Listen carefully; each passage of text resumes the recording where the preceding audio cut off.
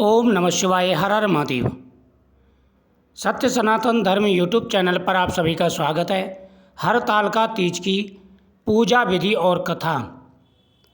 हरतालिका तीज सुहागिनें अपने पति की लंबी आयु के लिए यह व्रत रखती हैं।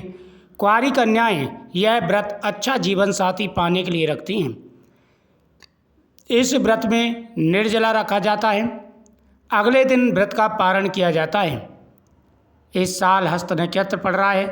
कहा जाता है कि हरतालिका तीज की पूजा हस्त नक्षत्र में बहुत ही फलदायी मानी जाती है। मिट्टी और बालू की मूर्ति बनाकर भगवान शिव और माता पार्वती की पूजा अर्चना की जाती है। साथ ही कथा सुनी जाती है। हरतालिका तीज की पूजा शाम के समय होती है। इसके लिए पहले जमीन को साफ कर लें। इसके बाद उसके ऊपर एक चौकी लगाएं। ध्यान रखें कि चौकी पुनः पूर्व दिशा में लगाएं। इस चौकी पर लाल कपड़ा बिछाएं। उसके बाद भगवान शिव और माता पार्वती की एक मूर्ति स्थापित करें।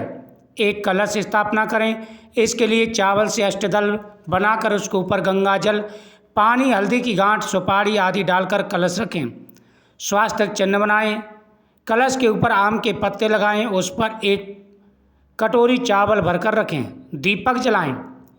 भगवान शिव और माता पार्वती की, नंदी, कार्तिक, गणेश जी की पूजा करें। माता पार्वती को चुंदरी और श्रृंगार समर्पित करें। कुशा से सभी पर गंगाजल छिड़कें। भगवान शिव को बेलपत्र, धतूरा, फल और फूल समर्पित करें। दीपक जला करके भगवान के सामने और कथा का श्रवण करें। प्राचीन समय की बात है, एक बार माता पार्वती ने भगवान शिव से कहा कि हे प्रभु, मेरे मन में एक जिज्ञासा है, कृपा करके आप इस जिज्ञासा को शांत करें। भगवान शिव ने कहा कि देवी, आपकी क्या पूछने की इच्छा है वह आप पूछें।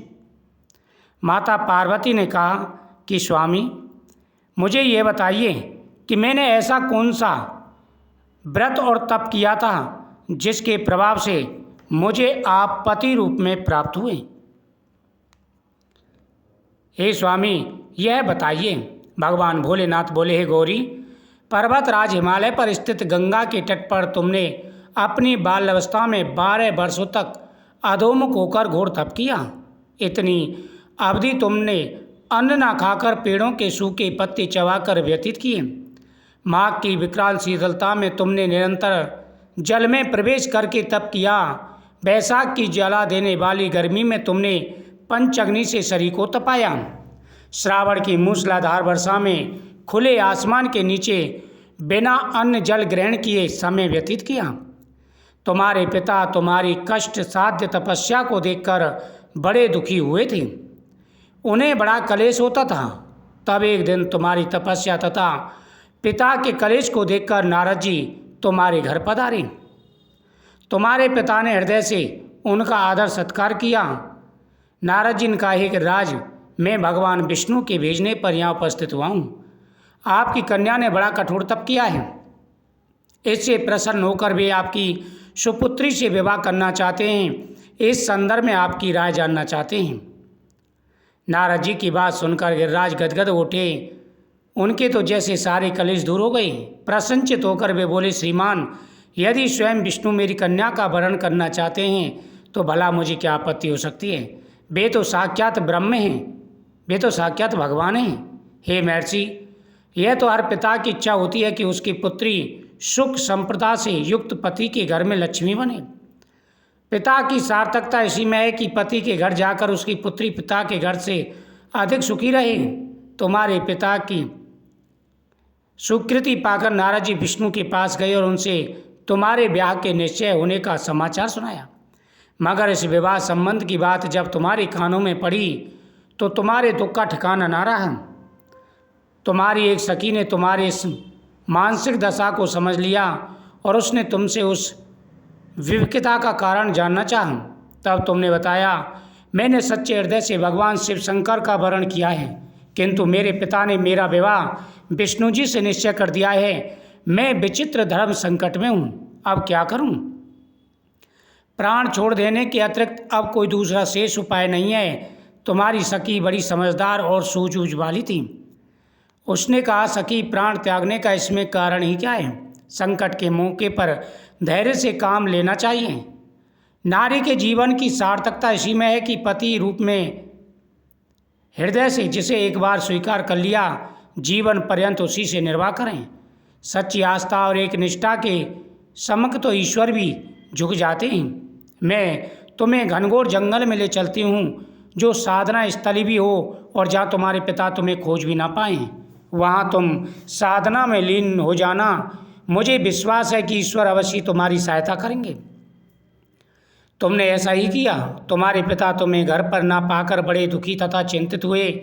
वे सोचने लगे कि तुम जाने कहाँ चली गई। मैं विष्णु जी से उसका विवाह करने का प्रण कर चुका हूँ। यदि भगवान विष्णु बारात लेकर आ गए और कन्या घर पर ना हुई तो बड़ा अपमान होगा। मैं तो कहीं मुंह दिखाने के योग्य भी नहीं रहूँगा। यही सब सोचकर गिरिराज ने जोर शोर से तुम्हारी खोज शुरू कर दी। इधर तुम्हारी खोज होती रही और उधर तुम अपनी सखी के साथ नदी के तट पर एक गुफा में मेरी आराधना में लीन थी। भाद्रपद शुक्ल तृतीया को हस्त नक्षत्र था।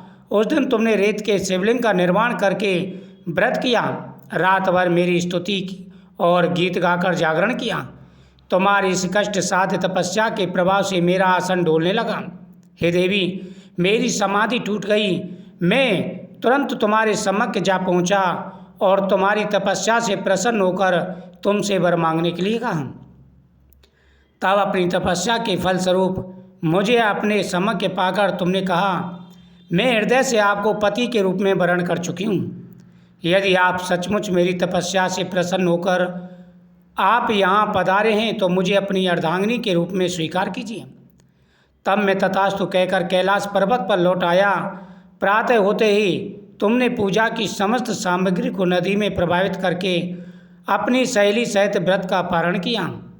उसी समय अपने मित्र बंधु व दरबारियों सहित गिरिराज तुम्हें खोजते खोजते वहाँ पहुँचे और तुम्हारी इस साध्य कष्टदायक तपस्या का कारण तथा उद्देश्य पूछा।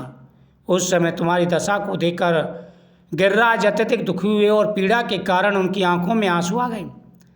तुमने उनके आंसू पहुँचते हुए विनम्र स्वर में कहा, पिताजी, मैंने अपने जीवन का अधिकांश समय कठोर तपस्या में बिताया है। मेरी इस तपस्या का उद्देश्य केवल यही था कि मैं महादेव को पति के रूप में पाना चाहती हूँ। आज मैं अपनी तपस्या की कसौटी पर खरी उतरी हूँ। आप क्योंकि विष्णु जी से मेरा विवाह करने का निर्णय ले चुके थे, इसलिए मैं अपने आराध्य की खोज में घर छोड़कर चली आई।